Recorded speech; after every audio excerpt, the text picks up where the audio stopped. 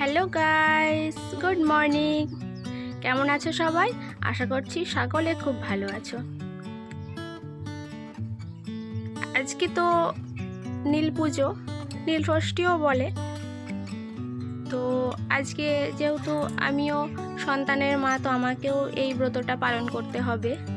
তো আজকে বিকেলে নীল পুজো আছে, আর এখন সকালে তোমাদেরকে দেখাচ্ছি আমাদের বাড়ির সামনের ভিউটা।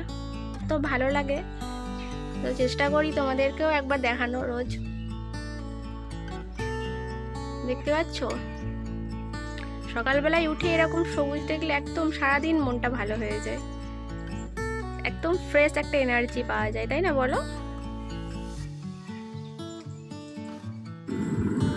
এখন তো সন্ধেবেলা, আর এদিকে নীল পুজোও শুরু হয়ে গেছে। এখন হোম হচ্ছে, পুজো প্রায় শেষের দিকেই, আর হয়তো কিছুক্ষণ হবে, তারপরেই নীল পুজো কমপ্লিট হয়ে যাবে।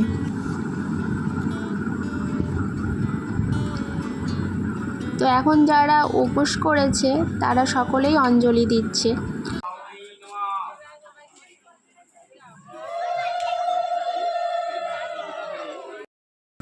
আমিও আগে প্রতি বছরেই নীল পুজোয় উপোস করতাম, কিন্তু মিঠাই এখন অনেকটা ছোট, তো সেই জন্য এখন আর পুজোর উপোস করি না। না হলে আমিও প্রত্যেক বছর এই পুজোতে উপোস করে অঞ্জলি দিতাম।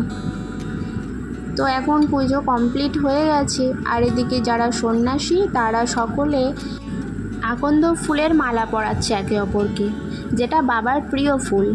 ওই ফুলেরই মালা অনেক গেঁথে ভক্তরা সকলকে মালা পরায়, যারা শুধু যারা ভক্ত শুধু তারাই নিজেদেরকেই মালা পরায়।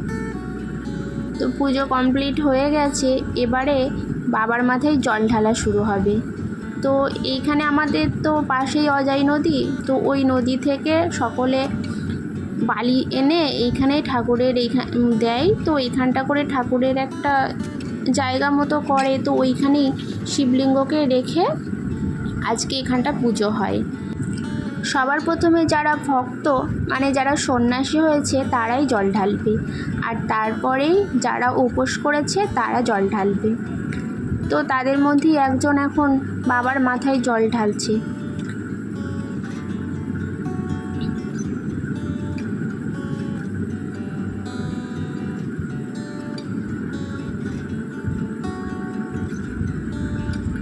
আর এই যে ওইখানটা করে ওইখানেই বাবার শিবলিঙ্গটি রাখা আছে।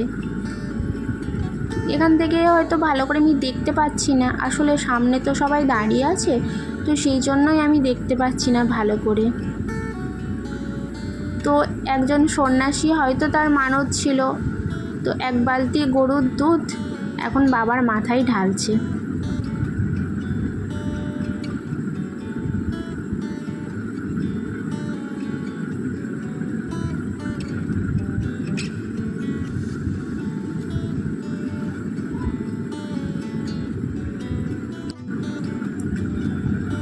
এখন তার দুধ ঢালা কমপ্লিট হয়ে গেছে, আর দেখতে পাচ্ছ চারিদিকে দুধগুলো কেমন সব ছড়িয়ে গেছে। আসলে রাস্তার মাঝে তো এখন যেদিকে পাচ্ছি সেদিকেই গড়িয়ে চলে যাচ্ছে। দুধ ঢালা তো হয়ে গেছে, এখন এবার জল দিচ্ছে বাবার মাথায়।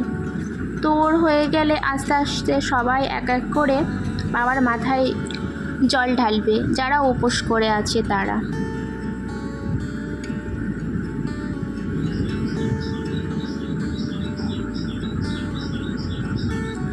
তো এই যে এবার পাড়ার সকল মেয়ে বউরাও মাথায় জল ঢালছে বাবার।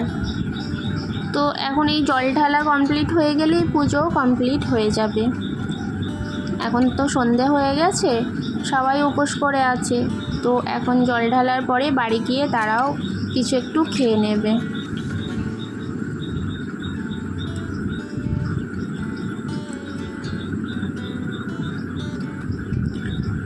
তো এখন জল ঢালা তো হয়ে গেছে, এবার বাবা ঘরে যাচ্ছে।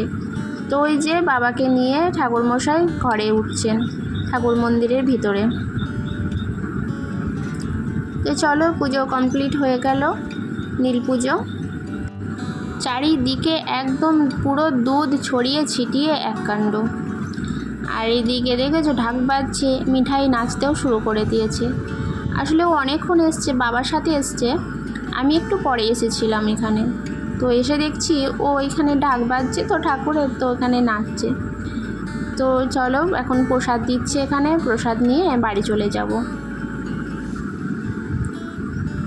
বাবা সকলে ধাক্কা মেরে দিয়ে ওকে চলে যাচ্ছে, ও বেচারি দাঁড়িয়ে দাঁড়িয়ে এখানে নাচছে, কেউ দেখতে পাচ্ছে না।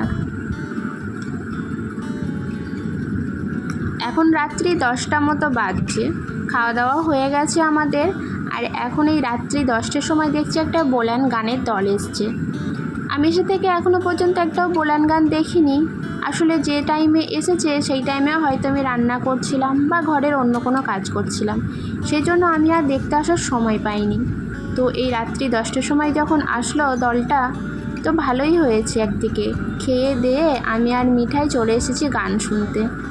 আসলে আজকেই তো শেষ, এরপরে হয়তো আবার 1 বছর পরে দেখতে পাবো। যদি আসি এই টাইমে বাপের বাড়িতে তবেই দেখতে পাবো। তো এখন গান হচ্ছে, আর এই যে মিঠাই দেখেছো এখানে বাসটা ধরে দাঁড়িয়ে আছে। আসলে ও দাঁড়িয়ে দাঁড়িয়ে এখানে ফুল ডান্স করছে, বুঝেছো? গান হচ্ছে তো তো ও একটু ডান্স করছে। ওদের মাঝে তো যেতে পারছে না, ওখানে যেতে পেলে হয়তো ওর আরও ভালো হতো। তো ক্যামেরাটা আসলে আমি ভুলভাবে ধরেছিলাম বলে ভিডিওটা এরকম হয়ে গেছে। যাই হোক, একটু এইভাবেই দেখে নিও তোমরা। তো ভিডিওটাও এখানেই শেষ করছি। ভালো লাগলে অবশ্যই লাইক করবে, কেমন লাগলো অবশ্যই কমেন্টে জানাবে। বাই।